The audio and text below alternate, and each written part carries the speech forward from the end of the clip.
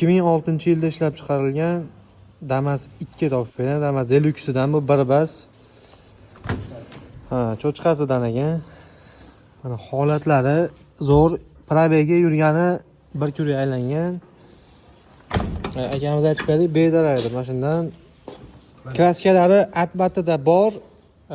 Bemalol ustidan tekshirib olaverasizlar. Balonlari yaxshi holatda. Chexol polilari ham qilingan. Mana endi hamma tomoni qulflagan. Mana bu tomonlarni ochib ko'rsataman. Metallari bor mashinani. Chexol polilari qilingan, tayyor.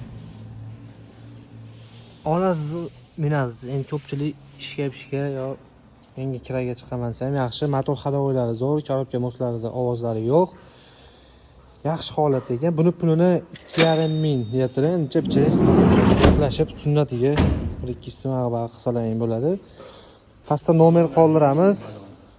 Telefon qilib bemalol baraka qilaverasizlar. Holati yaxshi holatda lekin.